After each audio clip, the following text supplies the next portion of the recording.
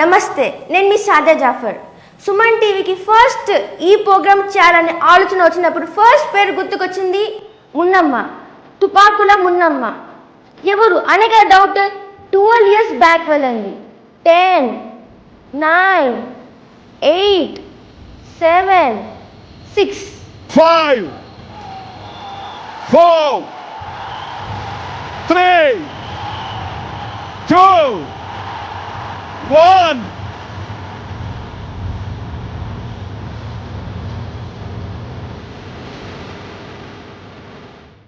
తుపాకుల మున్నమ్మ చాలా అంటే చాలా ordinary and she belongs to tribal community.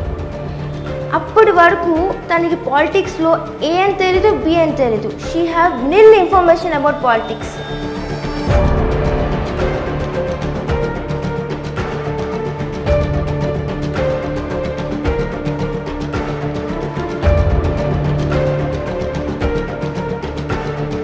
Nellore జిల్లా కోవూరులో సీట్ వచ్చింది.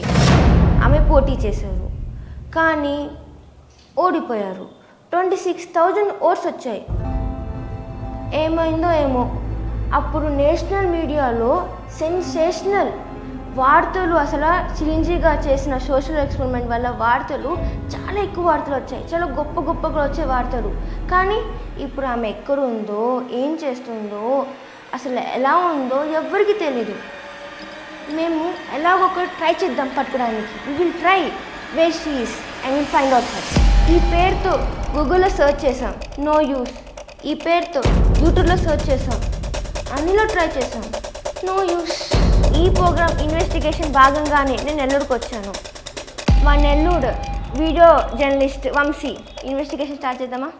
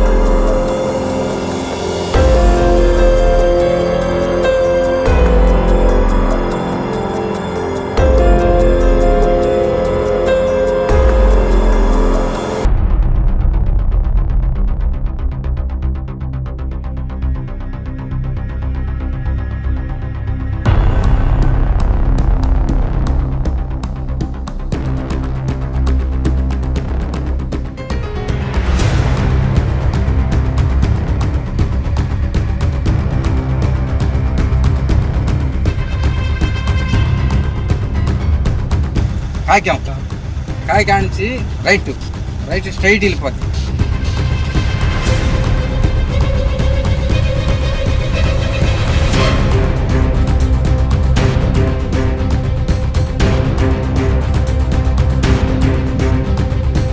తుపాకుల మున్నమ్మ ఎల్లెక్కడ? ఎవరిని అడిగినా మున్నమ్మ గురించి తెలియదు అంటున్నారు.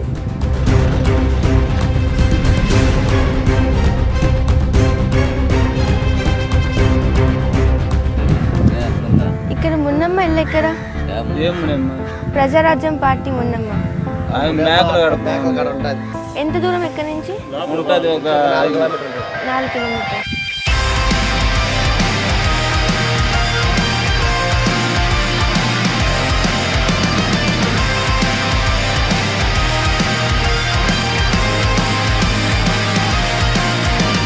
అమ్మయ్య, ఇప్పుడు వరకు ఒక చిన్న క్లూ దొరికింది. గొర్రెల్ని మేపడానికి వెళ్ళారంట మున్ని అమ్మ. సో ఇక్కడ నుంచి 4 kilometers ఈ ఎండలు ఇప్పుడు నడిచి వెళ్ళాలి. వెళ్దామా? అమ్మయ్య, ఇప్పటికే ఎంత దూరం వచ్చేసాం.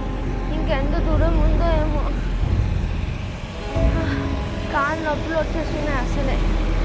ఇంకెంత దూరం ఉంది? ఇక్కడ బోర్డు ఉంది. ఇంకోన్లీ 6 kilometers ఉన్నాయి. 6 kilometersలో రీచ్ అయిపోతాం. చాలా దూరం నుంచి వస్తున్నాం, ఇంకా చాలా కాళ్ళ నొప్పులు వస్తున్నాయి అసలు. సరే తొందరగా వెళ్దాం రండి. అమ్మయ్య, ఫైనల్లీ రీచ్ అయిపోయాం. అదిగోండి మున్నమ్మ గారు. మున్నమ్మ గారు హాయ్. ఎంత కష్టపడి ఎంత వరకు వచ్చాము, ఇంత దూరం వచ్చాము నడిచి. మున్నమ్మ గారు ఎమ్మెల్యే అయి ప్రజల్ని రూల్ చేద్దాం అనుకున్నారు, కానీ ఇప్పుడు గొర్రెల్ని చూసుకుంటున్నారు. రండి వెళ్దాం.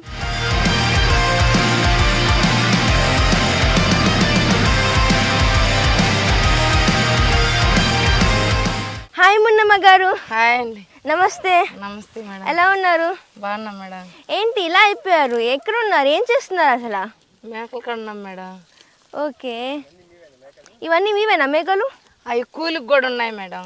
కూలికి ఒక మేకని ఎంత తీసుకుంటారు? ఒక మేక నెలకు వచ్చి 20 రూపాయలు మేడం. నెలకి? ఓకే, 20 రూపాయలు. ఉం. ఓకే, మీ డైలీ రొటీన్ ఏంటి? మీరు లేచినప్పటి నుంచి ఏమేమి చేస్తారు అసలు? నేను లేచినప్పుడు ఆలించే వీళ్ళు పడితే మేకల కాడికి వస్తా, మళ్ళీ నేను ఏదైనా బయట పనికి వెళ్తా. ఎందుకంటే మా వాళ్ళకి ఏదైనా జరుగుతాయి, ఇంటి స్థలాల గురించి, పిల్లల బడుల గురించి, అంటే వాళ్ళు చిన్న చిన్న రచ్చలు వస్తూ ఉంటాయి కదా, వాటికి వెళ్ళిపోతా. వెళ్ళి ఆడ తీర్మానం ఆవుకుంటుంటే కేసులు ఇలాంటివి వస్తూ ఉంటాయి, కేసులు దాకా వెళ్తాము.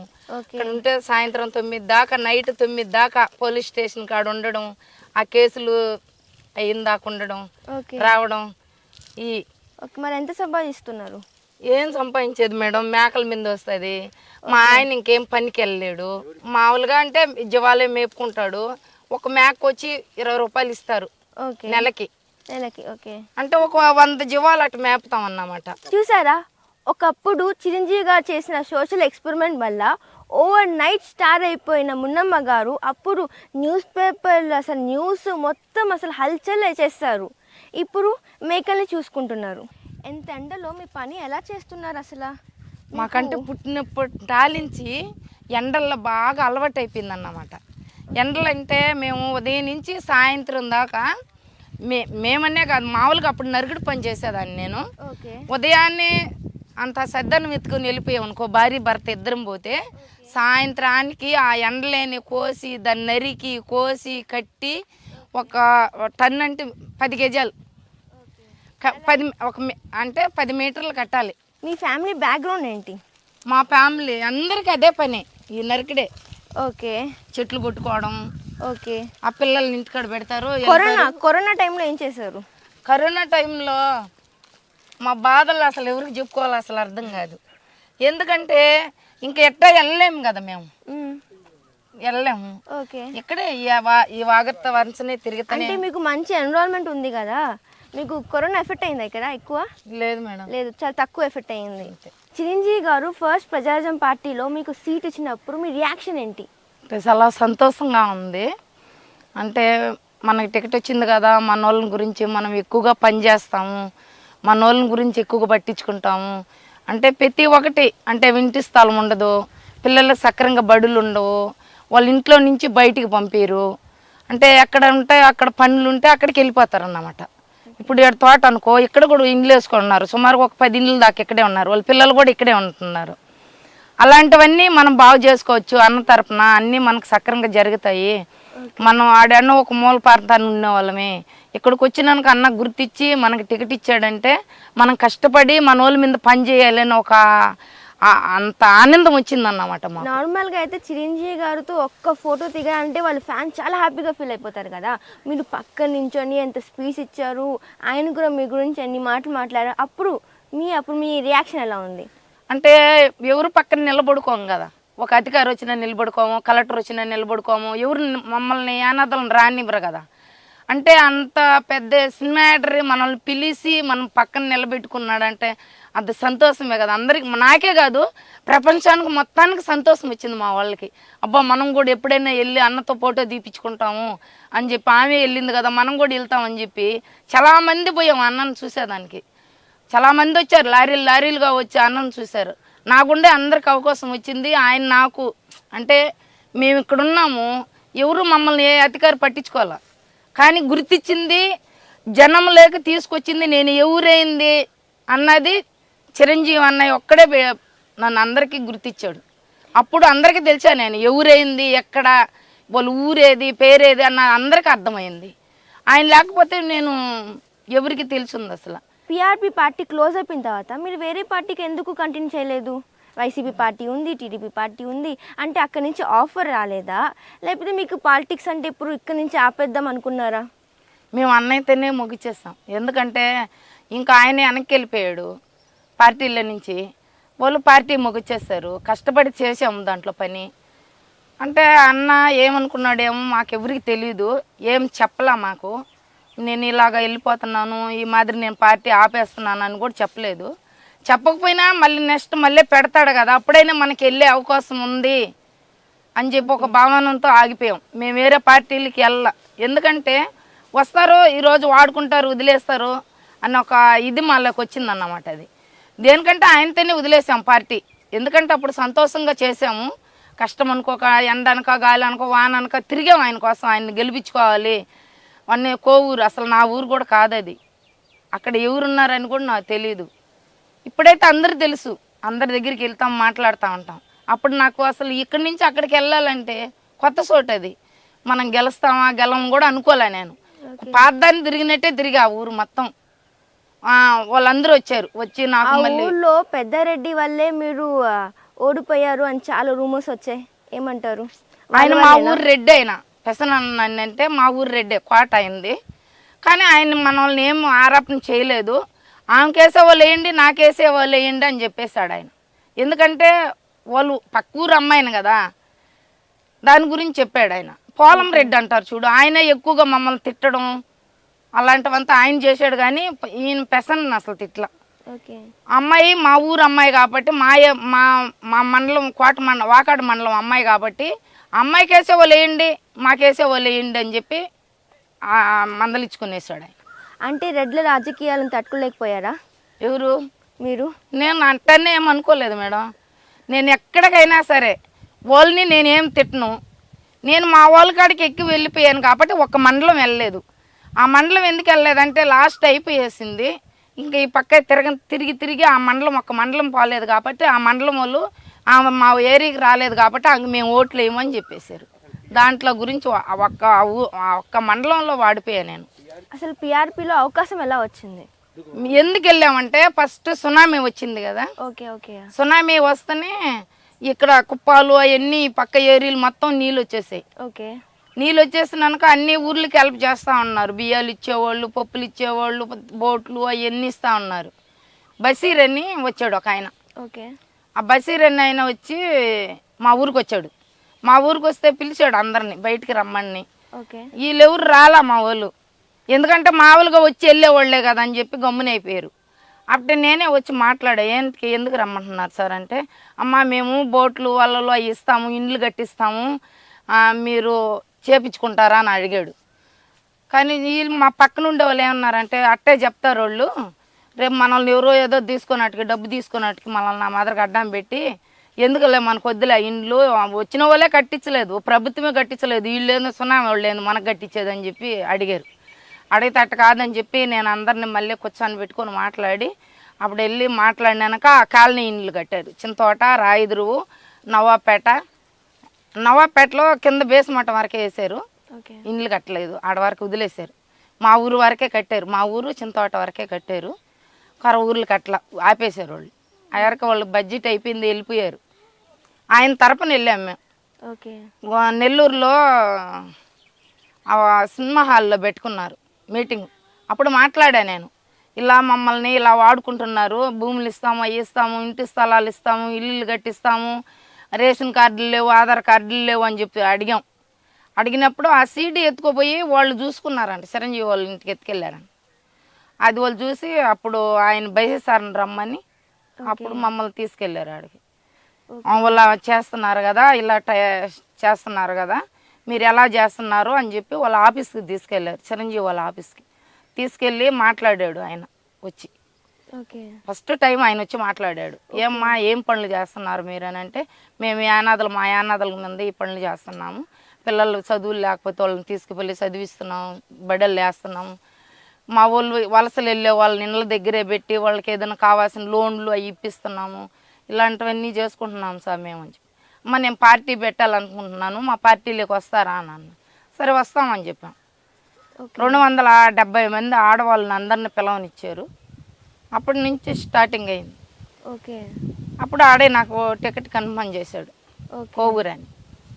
కోవూరు కాకుండా ఇట గూడూరు అట్ట వేసినా కానీ కొత్త కొదలో వచ్చిపోయాను నేను. మీకు గెలిచిన వాళ్ళు అనుకుంటారు. ఆ, నన్ను కోవూరుకి వేసారు కాబట్టి అక్కడ ముక్కు మొహం ఎవరు తెలియదు కదా. ఓకే. ఇప్పుడైతే అందరూ తెలుసు కాబట్టి ఇప్పుడైతే పర్వాలే, అన్ని పనులు చేస్తున్నాం కాబట్టి ఆ ఏరియాలో తిరుగుతున్నాం చేస్తున్నాం కాబట్టి. ఇప్పుడు మీకు చిరంజీవి గారు వల్ల మీకు మంచి ఫ్రేమ్ వచ్చింది. సో ఆయన బ్రదర్ పవన్ కళ్యాణ్ గారు జనసేన పార్టీ ఉంది, ఆ పార్టీలో మీకు పిలిస్తే మీరు వెళ్తారా? వెళ్తాం. ఓకే. ఎందుకంటే చాలా సంతోషం. వాళ్ళే కదా నన్ను తీసుకొచ్చింది బయటికి. ఆ ఎడవ ఉన్నదాన్ని వాళ్ళు ఏ పని చెప్పినా చేస్తా. వాళ్ళ పార్టీలో తరపునైనా కానీ వాళ్ళ పార్టీ తరపున ఏ పని చేయమన్నా చేస్తా నేను. ఎందుకంటే వాళ్ళంటే అంత అభిమానం మాకు. ఓకే. దానికని వాళ్ళు ఏ పని చెప్పినా చేస్తాం. పవన్ కళ్యాణ్ గారు అంటే మీకు ఎందుకు ఇష్టం? ఆయన వార్తల్లో చెప్తుంటాడు కదా, నేను పలానా వేరేళ్ళు ఇలా చేస్తున్నాను అలా చేస్తున్నాను ఓకే. అంటే వాళ్ళు చేస్తారని ఒక నమ్మకం ఉందన్నమాట. ఓకే, నమ్మకం అంటే వాళ్ళు వెళ్తే వాళ్ళతో కూడా మనం ఇలా చేసుకోవచ్చు కదా అంటే ఆయన అన్ని అవగాహనలు మాకు ఇస్తున్నాడు అన్నమాట. వార్తలు ఎక్కువ చూస్తాను నేను. అన్న చెప్తా ఉంటే ఓ మనం కూడా ఇలా చేయాలి అనిపిస్తుంటది అన్నమాట. దానికన్నా ఆయన వార్తలు ఎక్కువ చూస్తాం మేము. చూసినప్పుడు ఆయన ఎలా చేస్తున్నాడా ఆ ఆలోచనతోనే మేము ఏదైనా ఇప్పటికి కూడా చేస్తున్నాము. ఈ ప్రోగ్రామ్ పవన్ కళ్యాణ్ గారు చూస్తే మీరేం చెప్పాలనుకుంటున్నారు పవన్ కళ్యాణ్ గారికి? చాలా సంతోషం పడి, అన్నయ్య నీతో కూడా వచ్చి మేము కూడా మీతో కూడా పాల్గొంటాము, నీ పని నీ ఏ ఏరియాకి వెళ్ళి చేయమన్నా చేస్తాము, అక్కడ అందరికీ చెప్తాము అన్నని గురించి. అన్న చాలా మంచోడని ఎవరైనా నమ్మకం పడతారు. ఎందుకంటే నాకు టికెట్ ఇచ్చాడు కదా, వాళ్ళ ఫ్యామిలీ తరపునే కదా నాకు టికెట్ వచ్చింది. కానీ ఆ అన్నతో కూడా చేస్తే ఈ అమ్మాయి చేస్తుంది, మనకి మంచి జరుగుతుంది అని అందరికీ నమ్మకమే. ప్రజారాజ్యం పార్టీలో ఉన్నప్పుడు పవన్ కళ్యాణ్ గారితో కలిసారా? కలిసాం. వాళ్ళ ఇంటికి వెళ్ళా. ఓకే. వాళ్ళ కొడుకుని చూసా, అన్నను చూసా, వాళ్ళ ఇంటి దగ్గరే ఉన్నా. ఓకే. వారం నెల అట్ట వాళ్ళు అక్కడే ఆఫీసులో అల్లురాళ్ళ అంటారు కదా, వాళ్ళ గెట్ ఆఫీసులోనే పెట్టి ఉండేది. అక్కడే నాగబాబు అన్నతో మాట్లాడా. ఓకే. వాళ్ళు కూడా వచ్చి మా పిల్లలతో అందరితో మాట్లాడారు. నెల్లూరుకి వచ్చి వాళ్ళ ఇంటికి కూడా వెళ్ళా, అందరి ఇళ్ళకి వెళ్ళా నేను. ఎలా మాట్లాడేవారు? బాగా లైక్ సొంత మనిషిలా మాట్లాడేవారు? సొంత మనిషిలాగే చూసుకున్నారు. మనల్ని ఏం అనలేదు, ఏమ్మా నువ్వు అట చేసావు ఇట చేసావు అని.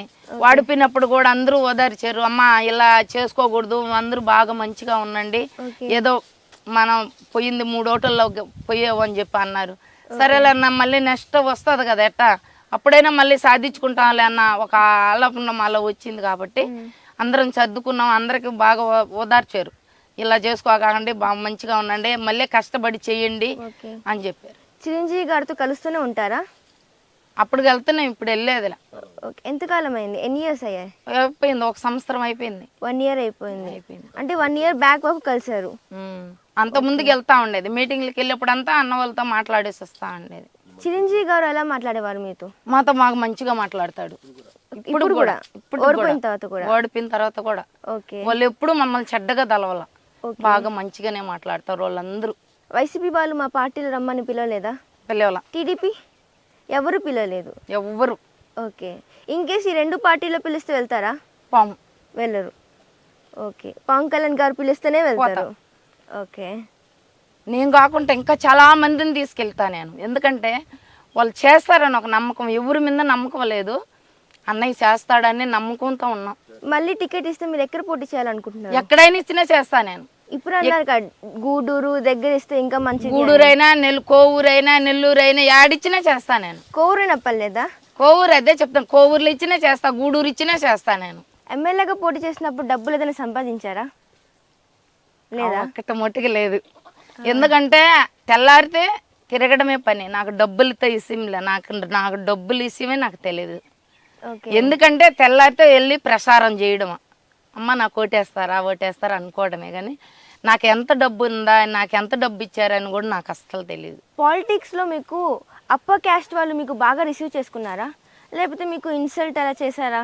అంటే మామూలుగా అంటే వాళ్ళే పెద్దవాళ్ళు కదా, 10 రూపాయలు ఉండగల వాళ్ళు ఎట్టయినా చేయగలుగుతారు. మేమేం లేని వాళ్ళు ఎట్లయినా చేయగలంటే ఇన్సల్ట్ కూడా చేశారా? బాగా మమ్మల్ని టార్చర్ పెట్టడం. కానీ అసలు నేను బండల్లో కూడా దాపెట్టి తీసుకొచ్చారు, అంత ఇబ్బందులు పడ్డిచ్చారు. ప్రాబ్లమ్స్ ఫేస్ చేశారు. కానీ చేసినా కానీ సిచ్యువేషన్స్ అంటే లైక్ ఎలాంటి సిచ్యువేషన్స్ చేశారు ప్రాబ్లమ్స్? కానీ నాకు అన్న వాళ్ళు వేరే వాళ్ళని పెట్టున్నారు కాబట్టి వాళ్ళ తరపున ఎక్కడ ఏమన్నా జరిగినా కానీ చెడామని బయటకు దాటేసేసేది వచ్చేసేది మేము. ఓకే అక్కడ గొడవ జరుగుతున్నా కానీ మేము పక్కగా తిరిగి వచ్చేసేది. ఓకే వేరే అంటే వాళ్ళు వేరే పార్టీ వాళ్ళు మాకు వస్తారు కదా ఎదురు, మేము ఇటు పోతా ఉంటే వాళ్ళు ఇటు వచ్చేది అన్నమాట. ఓకే వాళ్ళు తిట్టుకుంటూ పోతా ఉండేది, మేము వాళ్ళని ఏం తిట్టేదిలే, మనకేం పని, మనం అడుక్కోవడం ఒకటే అని చెప్పి అడుక్కునేది మేము. వాళ్ళు ఏమంటే మా మీద ఎక్కువగా ఆరాట చేసేది అన్నమాట. ఎందుకంటే వాళ్ళు కోట్లు వేయకూడదు, వాళ్ళకేస్తే మీకేమొస్తుంది, మాకేస్తే మీకు చేస్తాము అని చెప్పి ఒక ఇదన్నది అందరికీ కల్పించారు. బాగా బాధపడిన క్షణాలు ఏమున్నాయి అంటే సాడ్ మూమెంట్స్, ఇమోషనల్ మూమెంట్స్ పాలిటిక్స్లో? నేను ఎప్పుడు బాధపడలేదు మేడం. ఇప్పుడు చెప్పారు కదా కొన్ని సిచ్యువేషన్ వాళ్ళు తిట్టుకుంటే వాళ్ళు తిట్టినా కానీ మేము అసలు పట్టించుకునేదిలా, అసలు మా మైండ్ లేక వచ్చేది లేదు. అది దాక్కొని వెళ్ళారని చెప్పారు ఇప్పుడే. అది వేరే ఈ ఊరు వాళ్ళు ఉండి ఆ ఊరికి, ఆ ఊరు నుంచి ఈ ఊరికి వస్తున్నాం కదా, పోటీలు వచ్చేసింది అన్నమాట. మా ఊరికి ముందుకు రావాలి, మీ ఊరికి ముందుకు రావాలి, అట్లా పోటీల వల్ల నన్ను కొంచెం చేపల బండిలో ఎక్కించుకొని అప్పటి వచ్చేసారు. ఓకే ఆ రోజు అన్నయ్య రాలేదు, ఆ ఊరికి వస్తానన్నాడు, రాలేదు కాబట్టి దాన్ని కొంచెం వాళ్ళు ఇది చేశారు. ఎలక్షన్ అంటేనే డబ్బులు కదా, మీకు డబ్బులు రాలేదా? కోట్లు కోట్లు డబ్బులు వచ్చి ఉంటాయి. అసలు కోట్లు ఎలాంటిదో, అసలు ఆ డబ్బు ఎలాంటిదో అసలు నాకు అసలు తెలీదు. నాకు నిద్ర లేస్తే కోవూరులో తిరిగే పని ఒకటే. డబ్బులు పంచుతారు కదా, పంచలేదా? నాకు ఆ డబ్బులు విషయం కూడా నాకు తెలియదు, నేను అసలు పంచలేదు. ఓకే ఎవరు ఇవ్వలేదా డబ్బులు? ఇబ్బరు ఇచ్చారని కూడా నాకు తెలియదు. కనీసం ఖర్చులకు కూడా వేరే వాళ్ళే. ఓకే అంతే, మనకి అమ్మాయి కూడా డబ్బులు ఇవి తీసుకోండి అన్నారు అని చెప్పే వాళ్ళు కూడా లేరు. కానీ నేను లాస్ట్కి నా పిల్లలను దుడుకొని ఇంటికి వచ్చేస్తే 9 లక్షలు ఎత్తుకెళ్ళిపోయిందని చెప్పి ఆరోపణ చేశారు నా మీద. ఓకే అలా అని చెప్పి చిరంజీవి అన్నయ్య చెప్పారంట. కనీసం ₹1 కూడా నా ఇంటికి తెచ్చుకోవాలా నేను. నా కనీసం నా బిడ్డకు కూడా తేలా నేను కోవూరు నుంచి, బిడ్డలకు కూడా కనీసం ఒక బట్టలు కూడా ఆ డబ్బులతో కొనుక్కోవాలా మేము. 7 నుంచి పోయిన కట్టు బట్టలతోనే ఇంటికి వచ్చాం. ఆ 9 లక్షలు ఏంటి, దాని గురించి డీటెయిల్స్ ఏంటి? ఆ 9 లక్షలు ఎవరు తీసుకున్నారో మనకి తెలియదు, నా మీద చెప్పారు. అది ఎప్పుడు వచ్చింది? నేను అక్కడ ఉండగానే నేను ఇంటికి వచ్చేసి ఇవ్వాలి. ఓకే ఇంటికి వచ్చి బయలుదేరేటప్పుడు నువ్వు 9 లక్షలు తీసుకున్నావని చెప్తున్నారని చెప్పారు. ఓకే అప్పుడు ఇదే మాదిరిగా ప్రెస్ వాళ్ళు అందరూ వచ్చారు. నేను చెప్పా, నేను ₹1 అనేది కూడా నేను చూడలా, కనీసం ₹20 కూడా నేను చూడలా. నేను తాగే తినే అన్నంతో కూడా వాళ్ళు పెట్టేది అంతవరకే నాకు తెలుసు, తిరిగేది వరకే నాకు తెలుసు. ఈ కోట్లకు డబ్బు వచ్చింది నాకు తెలియదు. 9 లక్షలు ఎవరి దగ్గర తీసుకున్నారు? నేను ఎవరి కాడ తీసుకోవాలా, నువ్వు 9 లక్షలు తీసుకున్నావని నీ మీద ఆరోపణ వచ్చింది అని చెప్పారు. అంటే ఎవరి దగ్గర తీసుకునే పేరు ఏం రాలేదు, రాలా, జస్ట్ అని ఆ మాదిరికి చెప్పారు. నా మీద ప్రాబ్లం సాల్వ్ అయిపోయిందా? అప్పుడప్పుడుగా మళ్ళీ ప్రెస్ మీటింగ్ పెట్టి నేను చెప్పా, అన్నయ్య నేను 9 లక్షలు కూడా తీసుకోలేదు, ₹10 కూడా నేను తీసుకోలేదు, నేను వచ్చిన కట్టుబట్టలతోనే మళ్ళీ తిరిగి వెళ్ళిపోతున్నా ఇంటికి అని చెప్పా. చిరంజీవి గారు ఏమన్నారు? నేను తీసుకున్నట్టుగా భావించారంట, అనుకున్నారు. ఓకే ప్రసన్న కుమార్ రెడ్డి గారి దగ్గర తీసుకున్నారా? నేను ఎవ్వరి కాడే తీసుకోవాలా, నేను ఎవరికి పని చేస్తున్నా నేను ఎవ్వరి కాడే తీసుకోను. అటు చెప్పమ్మా మీ వాళ్ళకి అందరికి ఓట్లు వేయమ్మా వేయించమ్మా అన్నా కానీ అందరికి చెప్తా, వాళ్ళకంటూ ఓట్లు ఏంటి వాళ్ళు మంచి చేస్తారంట అని చెప్తానే కానీ వాళ్ళ కాడ పోయి నేను లంచాలు తీసుకొచ్చుకునేది ఏం లే. రేపు ఇంకోసూరు మా వాళ్ళకి ఏదైనా అవకాశం వచ్చినప్పుడు అలాంటి పెద్దవాళ్ళు మనకు అవకాశం ఉంటుంది అడిగేదానికి అని చెప్పి ఒక లెక్కతో మేము ఇబ్బరికాడ డబ్బులు కూడా తీసుకోము. లాస్ట్ ఎలక్షన్ మీరు ఎవరు సపోర్ట్ చేశారు? లాస్ట్ ఎలక్షన్లు అప్పుడు పెషన్కి చేసాం. పెషన్ వచ్చి తీసుకెళ్ళాడు అక్కడి నుంచి. ఓకే ఎందుకు? ఎందుకంటే కోవూరులో ఎవరు ఓట్లేలా అన్నకి. ఓకే అమ్మ నువ్వు రా నాకు చెప్పుదు అన్నాడు. వెళ్ళాము 2 రోజులు అక్కడే ఉండేసి మా వాళ్ళ కాడనే వాళ్ళకి అందరికి చెప్పి అప్పుడు వచ్చినాక నాకు అప్పుడే ఓట్లేసారు అన్న. అన్న కాడ ఏం తీసుకోవాలని అన్న నాకు ఇవ్వాల. ఓకే ఆయన పిలవలేదు మీకు వైసీపీలోకి? పిల్లలు కానీ అన్న పిలిచాడు, అమ్మ మా వాళ్ళతో కూడా పని చేయి అన్నాడు. కానీ నేను చెప్పాను, నేను చేయనన్నా, నీ వరకు చెప్పాం కదా మా వాళ్ళందరూ నీకు ఓట్లు వేస్తారని చెప్పేసి వచ్చేసా. మళ్ళీ నెక్స్ట్ ఢిల్లీకి తీసుకెళ్ళిపోయారు. ఎందుకంటే మళ్ళీ నెక్స్ట్ కూడా పేసన్నే గెలుస్తాడు ఈ అమ్మాయి వెళ్ళి చెప్తుంది అందరికి అని చెప్పి అప్పుడు మటుకు ఢిల్లీకి తీసుకెళ్ళిపోయారు. ఢిల్లీ వెళ్ళిపోయారు. ఎందుకు? వేరే ప్రోగ్రామ్ ఉన్నింది అన్నమాట, సునామీ తరఫున ప్రోగ్రాలు ఉన్నాయి మాకు, అక్కడ మీటింగ్లు వచ్చాయి. బైసెస్ సార్ తీసుకెళ్ళిపోయాడు. ప్రోగ్రామ్ లో మాట్లాడడానికి వెళ్ళారు, అక్కడికి వెళ్ళిపోయాం. అన్నకి ఎన్ని అయిపోయినాక ఎలక్షన్ అప్పుడు మళ్ళీ వాడిపోయాడు పెషన్న. వాడిపోయాడు ఎందుకంటే అన్నకు ఊరు ఓట్లు వేయలే. మళ్ళీ వాడిపోయినాక అప్పుడు మళ్ళీ ఊరికి తీసుకొచ్చారు అక్కడి నుంచి ఇక్కడికి. అంటే మళ్ళీ ఆ అన్నకి హెల్ప్ చేస్తాననేసి. ఆకలి వాల్యూ తెలుసున్న ఇలాంటి పూర్ పీపులే పాలిటిక్స్లో వస్తే సొసైటీలో చేంజ్ వస్తుంది. సో మున్నమ్మ గారి సెకండ్ ఇన్నింగ్ కూడా ఉండాలని కోరుకుంటున్నాను.